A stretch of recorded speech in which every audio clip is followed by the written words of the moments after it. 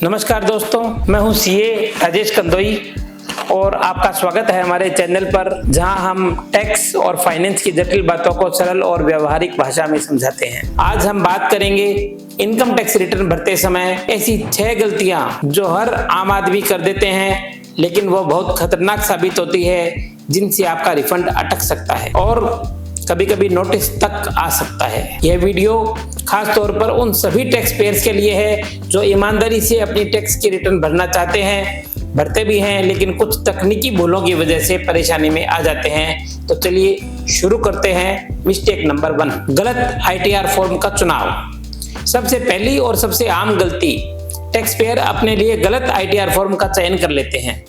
उदाहरण के लिए, अगर आप सैलरी, पेंशन या बैंक इंटरेस्ट से इनकम कमा रहे हैं और आपकी इनकम 50 लाख रुपए से कम है, तो आपके लिए आईटीआर 1 सही फॉर्म है। लेकिन अगर आपने शेयर बेचे हैं, आपको कैपिटल गेन हुआ है या आप बिजनेस और प्रोफेशन भी करते हैं, तो आपको आईटीआर 1 नहीं, आपको आईटीआर 2 या 3 फाइल करनी हो सकती है। अगर आपने गलत आईटीआर फॉर्म चुन लिया तो आप आयकर अधिनियम की धारा 1399 के तहत नोटिस भी आ सकता है, आपकी रिटर्न को डिफेक्टिव माना जा सकता है और भूल सुधार के लिए डिपार्टमेंट आपको 15 दिन का समय देता है। अगर आपने उस समय में अपनी आईटीआर को, डिफेक्ट को रिमूव कर देते हैं तो ठीक है, नहीं तो फिर आपकी आईटीआर जो आपने फाइल करी थी वो नल एंड वॉइड हो जाती है। अपनी आय के सभी स्रोतों को समझें और उनके आधार पर सही आईटीआर फॉर्म का चुनाव करें।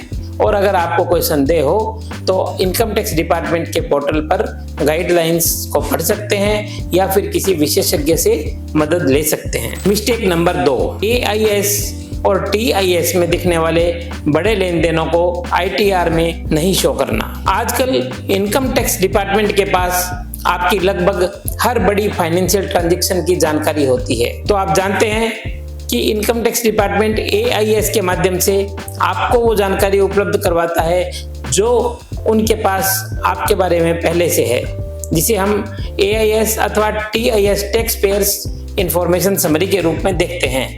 जैसे कि अगर आपने 30 लाख रुपए से अधिक की जमीन अथवा मकान अथवा फ्लैट को बेचा या खरीदा हो, अगर आपने साल भर में 10 लाख रुपए से अधिक क्रेडिट कार्ड का पेमेंट किया हो, अगर आपके बचत खाते में, सेविंग अकाउंट में 10 लाख रुपए से ज्यादा की नकद रकम एक साल भर में निकाली गई है या जमा करवाई गई है, अथवा आपके करंट अकाउंट में 50 लाख रुपए से अधिक का लेन देन नकद में हुआ है, या फिर म्यूचुअल फंड्स या शेयर्स में आपने 10 लाख रुपए से अधिक का निवेश किया है, तो ये सब इंफॉर्मेशन इनकम टैक्स डिपार्टमेंट के पास में होती है।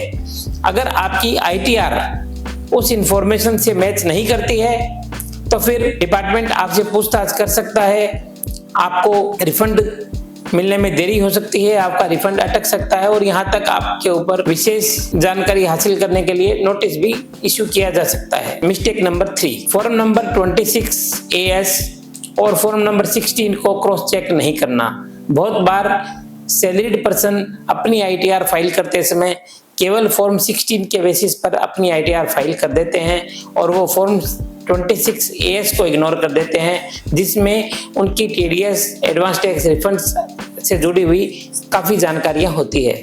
फॉर्म 16 जो आपके एम्प्लॉयर द्वारा इशू किया जाता है और आपको सैलरी का ब्रेकअप और टीडीएस सर्टिफिकेट के रूप में उसे माना जाता है, लेकिन अगर आप आईटीआर भरते समय जो टीडीएस काटा गया है वो अगर मिसमैच आपके 26 AS से आ रहा है तो आपका रिफंड फंस सकता है और आपको नोटिस भी आ सकता है। इसलिए आपको आईटीआर भरने से पहले इन दोनों फॉर्म को बहुत ध्यान से मैच करना चाहिए। अगर कोई अंतर हो तो अपने एम्प्लॉयर या डिडक्टर से संपर्क करके उस अंतर को रिमूव करने की कोशिश करनी चाहिए। मिस्टेक नंबर 4, गलत बैंक डिटेल या गलत पर्सनल डिटेल। बहुत सारे लोग जल्दबाजी में अपनी व्यक्तिगत जानकारी गलत भर देते हैं या फिर बैंक अकाउंट नंबर जो उनका पुराना था, जो अभी बंद हो चुका है, वही उनके डेटाबेस में पड़ा है और उसी के ऊपर वो अपनी आईटीआर फाइल कर देते हैं। तो आपको इसका सीधा सीधा असर आपके रिफंड में डिले होता है या फिर आपका रिफंड अटक जाता है।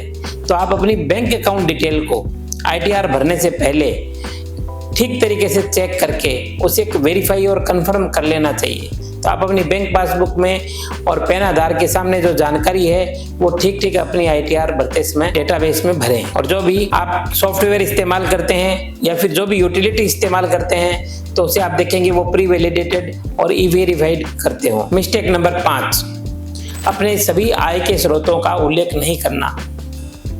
बहुत बार एसएससी ये सोचते हैं कि जो फॉर्म 16 है या फिर जो फॉर्म 26 AS है उसमें उनकी जो सैलरी दिखाई गई है बस उसी सैलरी के बेसिस पर वो अपनी ITR फाइल कर देते हैं।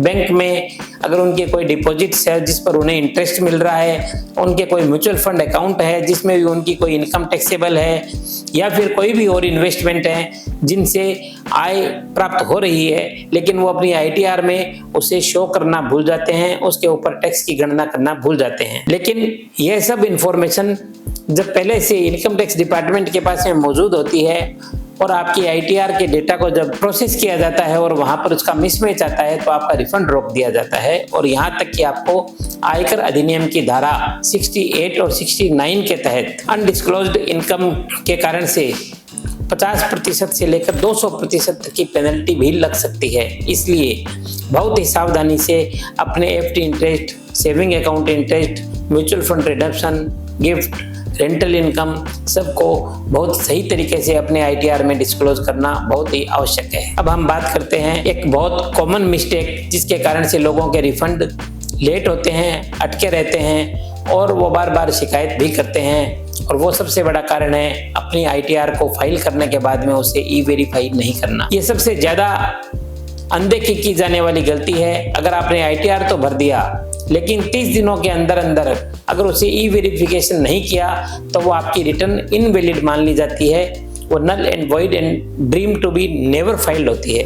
यदि ऐसा माना जाएगा कि आपने कभी रिटर्न फाइल ही नहीं की, इसलिए आप अपनी ITR को आधार OTP से या अपने नेट बैंकिंग पासवर्ड के माध्यम से या बैंक अकाउंट के थ्रू उसे निश्चित रूप से ई-वेरीफाई जरूर करें। जैसे ही आपने रिटर्न फाइल करें, संभव हो उसी समय में ई-वेरीफाई कर दें ताकि गलती की कोई गुंजाइश नहीं बचे। तो दोस्तों, ये थी ITR फाइलिंग की 6 सबसे बड़ी और आम गलतियां जिसके कारण लोगों के रिफंड अटकते हैं। अगर आप इनसे बच गए तो आपकी रिटर्न स्मूथली प्रोसेस होगी, रिफंड जल्दी आएगा और IT डिपार्टमेंट की तरफ से आपको कोई हैरेसिंग कम्युनिकेशन नहीं आएगा। अगर आपको वीडियो अच्छा लगा हो तो प्लीज़ इस वीडियो को लाइक करें, इस चैनल को सब्सक्राइब करें और वीडियो को अधिक से अधिक अपने दोस्तों को शेयर करें ताकि वो भी अपनी ITR फाइल करते समय इन गलतियों से बचें। अगर आपके मन में कोई सवाल है तो नीचे कमेंट बॉक्स में ज़रूर पूछें, मैं उनका जवाब देने की कोशिश करूँगा। मिलते हैं अगले वीडियो में। टैक्स की सही योजना बनाएं और फाइनेंशियल रूप से सशक्त बने। धन्यवाद।